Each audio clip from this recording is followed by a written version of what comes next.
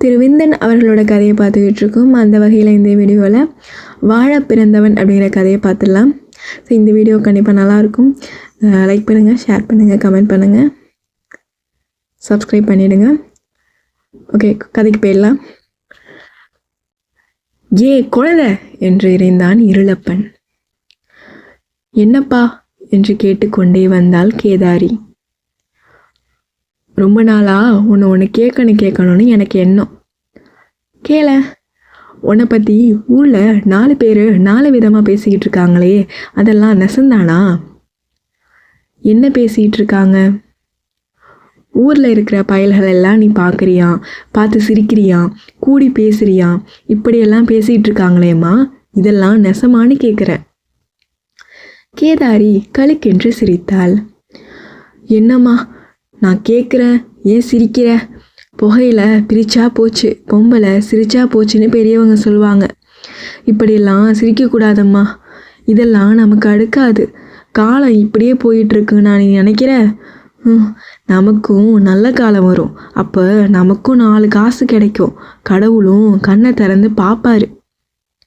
அப்படின்னா இப்போ கடவுள் கண்ணை மூடிட்டு இருக்காராப்பா?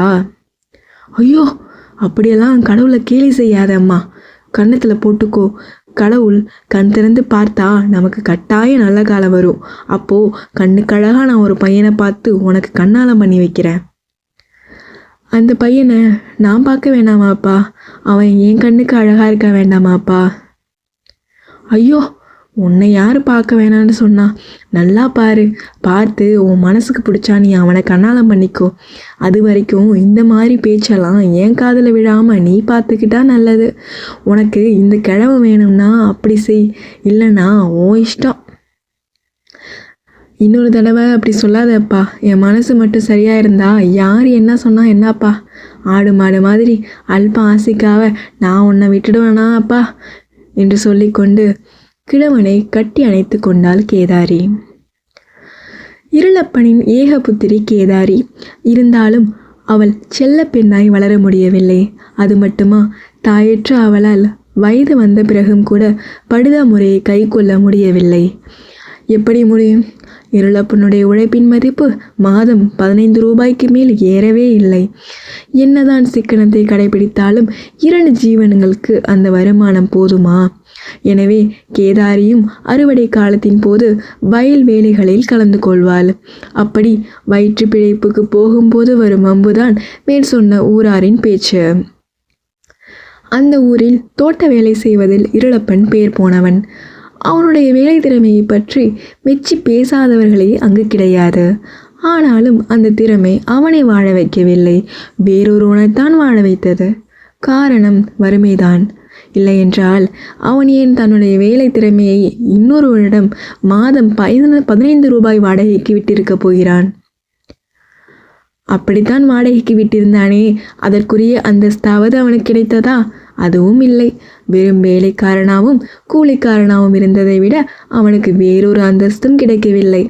இதற்கு காரணம் எல்லோருக்கும் தெரிந்ததுதான். ஆனாலும் அதை இங்கே சொல்லிவிடத்தான் வேண்டும். அதாவது இருளப்பனிடம் பணம் இல்லை. இருந்திருந்தால் அவனிடம் வேலை திறமை கூட இருந்திருக்க வேண்டாம். அது இல்லாமலே அவன் எஜமானாக ஆகியிருக்கலாம். அப்படித்தானே இந்த பாழாய் போன உலகம் இன்று வரை இயங்கிக் கொண்டிருக்கிறது. எல்லோரையும் விட அந்த ஊரில் முத்தண்ண முதலியார் தான் பெரிய பணக்காரர். அது மட்டுமல்ல, பெரிய பண்ணைக்காரரும் கூட. ஏராளமான நிலபுலன்கள், தோட்டம் துறவுகள் எல்லாம் அவருக்கு சொந்தமாயிருந்தன. அவருடைய தென்னந்தோப்பு ஒன்றில்தான் இருளப்பன் வேலை செய்து வந்தான். வேநீர் காலத்தில் தோப்புக்கு நீர் பாய்ச்சி நேரும். அந்த காலத்தில் ஏற்றம் இறைப்பதற்காக தினசரி 3 ஆட்களை கூலிக்கு பிடித்து கொண்டு வருவான் இருளப்பன். அங்கே கூலிக்கு ஆள் பிடிப்பது அவ்வளவு சிரமமான காரியம் அல்ல. 8 காசு வீசி எறிந்தால் எத்தனையோ ஏழைகள் பட்டாணி கடலை கண்ட குரங்கு கூட்டம் போல் பாய்ந்து வருவார்கள். பாதரட்சை மாதிரி அவர்களை அவசியம் இருக்கும்போது உபயோகித்து கொண்டு அவசியம் இல்லாத போது தள்ளிவிடலாம். அவர்கள் ஏன் எப்பொழுதும் அந்த நிலையில் வாழ்ந்து கொண்டிருக்கிறார்கள் என்பது மிகவும் ஆச்சரியமான விஷயம். ஆசை அடக்கும் விஷயத்தில் அவர்கள் வேதாந்திகளை கூட தோற்கடித்து விடுவார்கள். அவர்களுக்கு வேண்டியதெல்லாம் குறுக்கும் நெடுக்குமான 8 அடி இடம். வாழ்வதற்கு என்சான் உடம்புக்கு 8 அடி இடமே போதும் என்பது அவர்கள் சித்தாந்தமோ என்னமோ. அப்புறம் ஒரு பெண்டாட்டி. வருஷத்துக்கு ஒரு பிள்ளை வீதம் அவள் பெற்று போட வேண்டியது. உயிர் பிழைப்பது அந்த குழந்தைகளின் ஆயுள் காலத்தை பொறுத்தது. அவற்றை பற்றி பெற்றோருக்கு கவலை இல்லை. அவர்களுடைய கவலை எல்லாம் அன்றைய உணவுக்கு வழி என்ன என்பதே. அதற்கேதான் பொழுது சரியாக இருக்கிறதே. இத்தனை துன்பத்தோடு தான் வாழ்கிறார்களே, இவர்களுக்கு செத்து போகவாத ஆசை இருக்கிறதா என்றால் அதுவும் கிடையாது. வேறு எந்த ஆசைக்கும் அவர்களை ஆளாக்காத ஆண்டவன் இந்த ஓர் ஆசைக்காவது அவர்களை ஆளாக்கியிருந்தால் எவ்வளோ நன்றாக இருக்கும். அவர்களுடைய உழைப்பை கொண்டு தனி மனிதன் ஏக புத்திரத்துடன் வாழ முடியாமல் போகும் அல்லவா? மாரிக்காலம் வந்தால் இவர்கள் படும் பாடு திண்டாட்டம். ஆனால் இருளப்பனின் பாடு கொண்டாட்டம். ஏனெனில் அந்த காலத்தில் தன்னுடைய தள்ளாத வயதில் மண்வெட்டி எடுத்துக்கொண்டு மரத்துக்கு மரம் குனிந்து தண்ணீர் மாற்றும் வேலை அவனுக்கு இருக்காது. தோட்டத்தை காவல் காப்பது, வேலியை ஆடு மாடு மேயாமல் பார்த்து கொள்வது, உதிர்ந்த ஓலையை முடைந்து போடுவது, இவற்றோடு அவனுடைய தினசரி வேலைகள் முடிந்துவிடும். எல்லாவற்றுக்கும் சம்பளம் மாதம் 15 ரூபாய்தான். எப்பொழுதாவது வேலைகளில் மட்டும் மாறுதல் ஏற்பட்டாலும் ஏற்படுமே தவிர சம்பளத்தில் மட்டும் மாறுதல் என்ற பேச்சுக்கே இடமிருப்பதில்லை. இந்த நிலைமையில் கேதாரியின் கல்யாண விஷயமாக இருளப்பன் கடவுளைத்தான் நம்பியிருந்தான். இன்று நேற்று அல்ல, எத்தனையோ நாட்களாக. அந்த நம்பிக்கை இப்போது தளர்ந்து விட்டது. காரணம் ஊராரின் பேச்சுதான். கடைசியில் கடவுளை நம்பின மாதிரி எஜமானையும் கொஞ்சம் நம்பித்தான் பார்ப்போமே என்று அவனுக்கு தோன்றிற்று. ஒரு நாள் தோப்பை பார்வையிட வந்த எஜமானை நெருங்கினான். சாமி, ஒரு செய்திங்க. என்னடா செய்தி? நம்ம கேதாரி இல்லை? ஆமாம், இருக்கா? அவளுக்கு வயசாயிடுச்சு. ஆமாம், ஆயிடுச்சு. கண்ணாலம் பண்ணணும்ல? ஆமாம், பண்ணணும். ஐயா மாறு மனசிச்சு ஏதாவது கொஞ்சம் பணம் கொடுத்தா?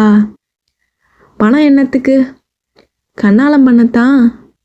இதை கேட்டதும் எஜமான் என்ன எண்ணினாரோ என்னமோ அவருக்கு சிரிப்பு வந்துவிட்டது. கேதாரிக்கு கல்யாணம் செய்ய பணம் எதுக்குடா என்று கேட்டார். என்ன சாமி அப்படி சொல்கிறீங்க? கண்ணாலன்னா பணம் இல்லாமல் ஆயிடுங்களா? பாக்கு வெற்றிலை வாங்க வேண்டாமா? பழம் பலகாரம் வாங்க வேண்டாமா? பந்தி போஜனம் போட வேண்டாமா? நிறுத்துடா, போதும். இதெல்லாம் ஒன்றும் உனக்கு வேண்டாம். பேசாம நான் சொல்வதை கேள். கேதாரின் கல்யாண விஷயத்தை பற்றி உனக்கு கவலையே வேண்டாம். இப்படி சொன்னதும் இருளப்பனுக்கு உச்சி குளிர்ந்து விட்டது. அப்படி சொல்லுங்க எசமா, அந்த கவலையை நீங்களே ஏற்றுக்கிறதுனா இந்த ஏழைக்கு என்ன குறைங்க என்று சொல்லிவிட்டு அவன் பல்லை இழித்தான். முதலியார் மேலும் சொன்னார், அந்த கவலை உனக்கு வேண்டாம், எனக்கும் வேண்டாம். கேதாரிக்கே இருந்து விட்டு போகட்டும். ஊரில் இருக்கிற பயல்களெல்லாம் காக்காயை வந்து தூக்கி கொண்டு போய்விட்டது. அவள் இஷ்டப்பட்ட எவனையாவது ஒருத்தனை தேடி பிடித்து கொள்கிறாள். ஏமாற்றம் அடைந்த இருளப்பனுக்கு கோபமாக வந்தது. ஆனால் தனிப்பட்ட முறையில் ஏழையின் கோபம் அவனுடைய வாழ்வைத்தானே கெடுக்கும். ஆகவே தம் மகளா இருந்தா எசமா அப்படி சொல்லுவாரா என்று தனக்குள் எண்ணிக்கொண்டு பேசாமல் இருந்து விட்டான். இனி என்ன? இதுவே அவனுடைய இடைவிடாத வேதனையாகிவிட்டது. இந்த வேலையின் காரணமாக நாளடைவில் இருளப்பனின் மனம் அடியோடு மாறிவிட்டது.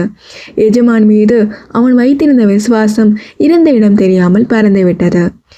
அதுவரை இருளப்பனுக்கு தன்னுடைய சொந்த தோப்பாகவே தோன்றி வந்த அந்த தென்னந்தோப்பு இப்போ ஒருவருடைய தோப்பாக மாறிற்று.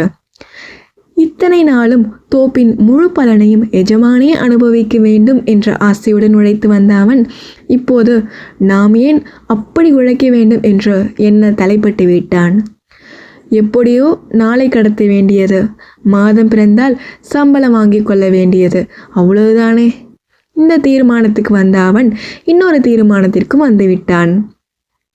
அதாவது எந்த விஷயத்துக்கும் பிறரை நம்பக்கூடாது, தன்னைத்தானே நம்ப வேண்டும் என்பதாக. அவ்வளவுதான். நாளடைவில் அவனுடைய தீர்மானங்கள் நடைமுறைக்கு வர ஆரம்பித்து விட்டன. இடைவேளையில் இருளப்பன் தென்னங்கிற்றில் படுத்து சற்று இளைப்பாறுவது வழக்கம். அப்பொழுது யாராவது வழிபோக்கர்கள் வேலியை ஆடோ மாடோ மேய்வதாக எச்சரித்து விட்டால் உடனே இழந்து அவற்றை விரட்டை விழுந்தடித்து கொண்டு ஓடுவான்.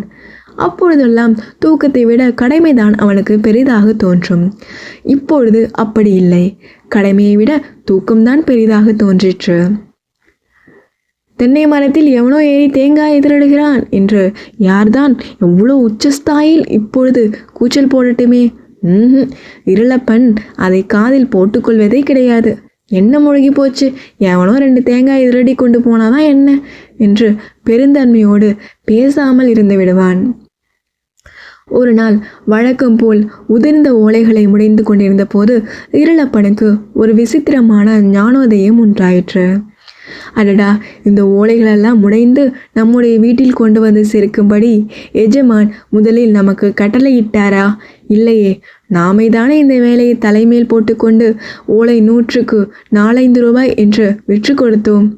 உலர்ந்த மட்டை, பாலை, பன்னாடை இவற்றையெல்லாம் கூட சேகரித்து எடுத்து கொண்டு போய் அவர் வீட்டு அடுப்பை எரிக்க உதவினோம். அவற்றை கொண்டு நம் வீட்டு அடுப்பை எரித்தோமா? அப்படி எரிப்பது துரோகம் என்று கருதினோமே. அதற்கெல்லாம் பலன் இதுதானா?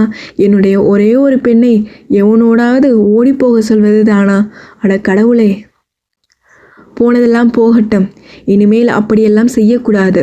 உலர்ந்த மட்டை, மண்ணாங்கட்டியை எல்லாம் எஜமானுக்கு தெரியாமல் எடுத்து கொண்டு போய் நம் வீட்டு அடுப்பை எரிக்க உபயோகித்து கொள்ள வேண்டும். கட்டை வாங்கும் காசாவது மிச்சமாகாதா? அப்புறம் இந்த உதிர்ந்த ஓலைகள் எல்லாம் சேர்த்து கட்டி சுருட்டி வைத்திருந்து வேலியின் எந்த மூலையிலாவது ஒரு ரகசிய வழியை செய்து அந்த வழியண்டை தினசரி பொழுது சாய்ந்ததும் கேதாரியை வந்து ஓலை கட்டி தூக்கி வைத்து நம் வீட்டுக்கு கொண்டு போக சொல்ல வேண்டும். இப்படியாக கொஞ்சம் கொஞ்சமாக கொண்டு போய் சேர்த்தால்தான் மாதத்தில் 100 ஓலையாவது சேர்ந்து விடாதா? சமயம் நேரும் போதெல்லாம் அவற்றை முடைந்து போட்டு வைத்தால் யாராவது வந்து வாங்கி கொண்டு போகிறார்கள். அந்த பணத்தை கொண்டே அடுத்த தை மாதத்துக்குள் கேதாரிக்கு கல்யாணம் செய்து வைத்து விடலாம் போலிருக்கிறதே. நல்ல யோசனைதான். ஆனால் எஜமானுக்கு தெரிந்தால்? எப்படி தெரிந்துவிடும்? நான் தானே காவல்காரன். வேலைக்காரன் நினைத்தால் எஜமானனை ஏமாற்ற முடியாதா என்ன? பேருக்கு 1-2 ஓலைகளை கொண்டு போய் அவருடைய வீட்டில் சேர்ப்பது இவ்வளவுதானா என்று கேட்டால் ஆமாம் சாமி என்கிறது. அதற்கு மேலும் கேட்டால் சாக்கு தானா சொல்ல முடியாது. காற்றடிச்சாதானே என்கிறது ஒரு நாள். சாப்பிட போயிருந்த யாரோ எடுத்துக்கிட்டு போயிட்டாங்க என்கிறது இன்னொரு நாள். இப்படியே எஜமானை ஏமாற்றி வந்தால் போகிறது. இம்மாதிரி முடிவுக்கு இருளப்பன் வந்த மறுமாதம் மண்ணையும் பொன்னையும் மணியையும் மறந்து முத்தண்ண முதலியார் மறு உலகத்துக்கு பிரயாணமாகிவிட்டார். அப்பாவின் சாணத்தை அவருடைய ஏகபுத்திரன் தீனதயாளன் அலங்கரித்தான். சுபாவத்தில் பேருக்கு நேர் விரோதமாக இருந்ததுதான் உலக இயல்பு. அந்த இயல்புக்கு தீனதயாளன் மாறுபட்டிருந்தது ஆச்சரியமான விஷயமே. இதற்கு காரணம் அவனுடைய அப்பாவை போல் அவன் தன்னை பற்றி மட்டும் சிந்திக்காமல் பிறரை பற்றியும் சிந்தித்து கொண்டிருந்தான். பிறந்த வேலை, தலையெழுத்து, கரும பலன், விதி என்றெல்லாம் ஏழைகளை ஏய்க்கும் பணக்காரர்களை கண்டால் தீனதயாளனுக்கு பிடிக்காது. எடுத்ததற்கெல்லாம் காரணம் கடவுள்தான் என்று கூறுபவர்களை கண்டாலும் அப்படித்தான். பணம் படைத்த மகானுபாவர்கள் கடவுளையும் கரும பலனையும் கொஞ்சம் மறந்துவிட்டு தங்கள் சொந்த முயற்சியினாலேயே ஏழை மக்களின் துயரத்தை ஒருவாறு நீக்கலாம் என்பது அவனுடைய திடமான நம்பிக்கை. இத்தகைய லட்சிய புருஷனின் கண்ணில்தான் ஒரு நாள் கேதாரி பட்டுவிட்டாள். அதுவும் எந்த நிலையிலே? அவனுடைய தோப்பின் ஓலையை திருடி கொண்டு போகையிலே. ஓஹோ, இப்படி எத்தனை நாளா? கேதாரி திடுக்கிட்டு நின்றாள். ஒரு நிமிஷம் அவளுடைய உடம்பு நடுங்கி ஓய்ந்தது. மறு நிமிஷம் ஏதோ எண்ணி துணிந்தவளாய் தலைமீதிருந்த ஓலைக்கட்டை இறக்கி கீழே வைத்தாள். இடுப்பின் மீது ஒரு கையை ஊன்றிக்கொண்டு எஜமானை நோக்கி, உங்க அப்பா என்ன எவனையாவது இழுத்துக்கிட்டு போக சொல்லி எத்தனை நாளாச்சோ அத்தனை நாளா என்றாள். தீனதயாளனுக்கு தூக்கி வாரி போட்டது. அவன் ஒருவாறு சமாளித்து கொண்டு அதற்கு என்று ஏதோ சொல்ல ஆரம்பித்தான். நான் இந்த ஓலை இழுத்துக்கிட்டு போகிறேன் என்றாள் கேதாரி. தீனதயாளனுக்கு ஒன்றும் புரியவில்லை. என்றாலும் இது நியாயமா என்று கேட்டு வைத்தான். நியாயமில்லைதான், ஆனால் ஊரில் உழைக்கிறவங்களுக்கு ஒரு நியாயமாகவும் அவங்க உழைப்பில் வயிறு வளர்க்குறவங்களுக்கு இன்னொரு நியாயமாகவும் இருக்குது. அதுக்கு நாங்கள் என்ன பண்ணுறது? அவங்கள போல் நாங்களும் கொஞ்சம் வாழணும்ல. அதுக்கு தான் நாங்கள் மாதம் மாதம் சம்பளம் கொடுக்குறோமே. நல்லா சொன்னீங்க, சம்பளம் நாங்கள் வாழ்கிறதுக்கா என்று சொல்லி அவள் கடகடவென்று நகைத்தாள். அந்த சிரிப்பு தீனதயாளின் உடம்பை என்னவோ செய்தது. அவன் விழித்தான். கேதாரி மேலும் சொன்னாள், என்னமோ உங்களுக்கு உழைக்க எங்களுக்கு உசுறு இருக்க வேணும்ல, அதுக்காக சம்பளம் கொடுக்குறீங்க. நாங்கள் வாழவா சம்பளம் கொடுக்குறீங்க? அப்படி கொடுக்குறதுன்னா நாங்கள் ஏன் திருட போகிறோம்? திருடி யாராவது மானத்தோடு வாழ முடியுமா? எவனையாவது இழுத்துக்கிட்டு போய் யாராவது மானத்தோடு காலந்தள்ள முடியுமா?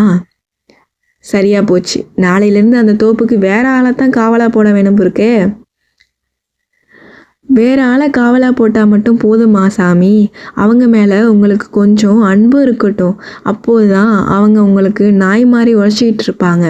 நாங்கள் கூட முன்னெல்லாம் அப்படி தான் உழைச்சிக்கிட்டு இருந்தோம். இப்போது உங்கள் அப்பாவால் தான் இந்த வழிக்கு வந்தோம். இதை கேட்ட தீனதயாளனுக்கு என்ன தோன்றிட்டோ என்னமோ, பலே நீ கெட்டிக்காரி தான் போ என்று ஓலைக்கட்டை தூக்கி மீண்டும் அவள் தலைமேல் வைத்தான். எங்கே போவது என்று கேட்டாள். உன்னுடைய அப்பாவிடம் நான் அன்பு வைத்தால் நீ இந்த ஓலைக்கட்டுடன் எங்கே போவாயோ அங்கே போ என்று சொல்லி சிரித்து கொண்டே போய்விட்டான் தீனதயாளன். கேதாரியும் குறிப்பறிந்து ஓலைக்கட்டை கொண்டு போய் எஜமான் வீட்டில் சேர்த்துவிட்டு வந்தாள். அன்றிரவு தீனதயாளனுக்கு தூக்கமே பிடிக்கவில்லை. அவனுடைய சிந்தனையெல்லாம் அன்று மாலை தனக்கும் கேதாரிக்கும் இடையே நடந்த சம்பாஷணையை பற்றியதாக இருந்தது. இருளப்பனின் மனமாற்றத்துக்கு காரணம் என்ன என்பதை அவன் ஒருவாறு ஊகித்து உணர்ந்து கொண்டான். அதை மாற்றுவதற்கு தான் என்ன செய்ய வேண்டும்? அதற்கு ஏதாவது வழியுண்டா? சிறிது நேரம் சிந்தித்து பார்த்தான். கடைசியில் ஒரு முடிவுக்கும் வந்துவிட்டான். ஆமாம், அப்படித்தான் செய்ய வேண்டும். அதற்கு குறுக்கே கடவுளும் நிற்க மாட்டார், கர்ம பலனும் நிற்காது என்று தனக்கு தானே அவன் சொல்லி கொண்டான். அதே மாதிரி கேதாரியின் பேச்சு கேட்ட இருளப்பனுக்கும் அன்றிரவு தூக்கமே பிடிக்கவில்லை. எண்ணாத எண்ணமெல்லாம் எண்ணி அவன் இப்படியும் அப்படியுமாக படுக்கையில் புரண்டு கொண்டிருந்தான். இவர்களுக்காக இரவு காத்திருக்குமா என்ன? அது போய்விட்டது. பொழுதும் புலர்ந்து விட்டது. இருளப்பன் விழுந்ததும் விடியாததுமாக விழுந்தடித்து கொண்டு எஜமான் வீட்டுக்கு ஓடி வந்தான். சாமி என்று எஜமானுக்கு முன்னால் நெடுமரம் போல் விழுந்து எழுந்து நின்றான். ஏழையை மன்னிச்சிடுங்கோ என்று கண்ணீரும் கம்பளியுடன் வேண்டிக் கொண்டே மடியை அவிழ்த்தான். அதிலிருந்து 25 ரூபாய் எடுத்து எஜமான் வீட்டு திண்ணையில் மேல் வைத்து, என் மவ கண்ணாலத்துக்காக உங்கள் ஓலையை திருடி நான் இதுவரை சேர்த்து வச்ச தொகை இவ்வளவுதானுங்க என்றான். யாரை மன்னிப்பது? திருடியவன் இருளப்பன் தான். ஆனால் அவனை திருட தூண்டியது யார்? சந்தேகம் என்ன, நம்முடைய அப்பா தான். இப்படி எண்ணிக்கொண்டே தீனதயாளன் அந்த ரூபாயை எடுத்து மீண்டும் இருளப்பன் மடியில் போட்டான். உள்ளே சென்று இன்னும் 25 ரூபாயை எடுத்துட்டு வந்து அவன் மடியில் வைத்தான். என்ன இருளா, கேதாரின் கல்யாணத்துக்கு இவ்வளோ ரூபாய் போதுமா? என்ன எசம்மா கேலி பண்ணுறீங்க? இல்லை இருளா, நிஜமாகத்தான் கேட்கிறேன்.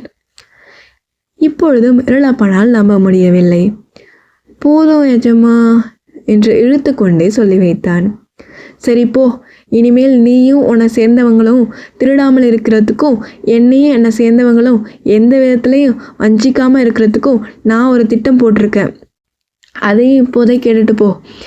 நீ வேலை பார்க்கும் அந்த தென்னந்தோப்பு இனி எனக்கு மட்டும் சொந்தம் இல்லை, உனக்கும் சொந்தம். அதில் வரும்படியில் எனக்குள்ள பங்கு உனக்கும் உண்டு. இந்த திட்டம் உனக்கு மட்டும் இல்லை, உன்னோட சேர்ந்து மற்ற தோட்டத்துறவில் வேலை செய்கிற எல்லாருக்கும். இப்படி சொல்லும்போது தீனதயாளின் உள்ளத்தில் அன்பு வெள்ளம் கரை புரண்டது. அதை கேட்ட இருளப்பனின் உள்ளத்தில் ஆனந்த வெள்ளம் பெருக்கெடுத்தது.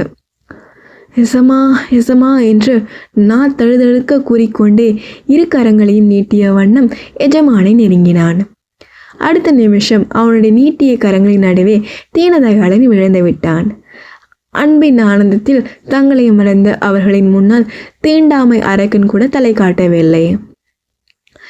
எசமா, இத்தனை நாளும் நான் சாக பிறந்தவன் நினச்சிட்டு இருந்தேன் எசமா என்று ஏதோ சொல்ல வாயெடுத்த இருளப்பன் மேலே சொல்ல முடியாமல் திணறினான். ஆமாம் இருளா, இனி நீ சாக பிறந்தவன் அல்ல, வாழ பிறந்தவன் என்று அவன் சொல்ல வந்ததை பூர்த்தி செய்தான் தீனதயாளன்.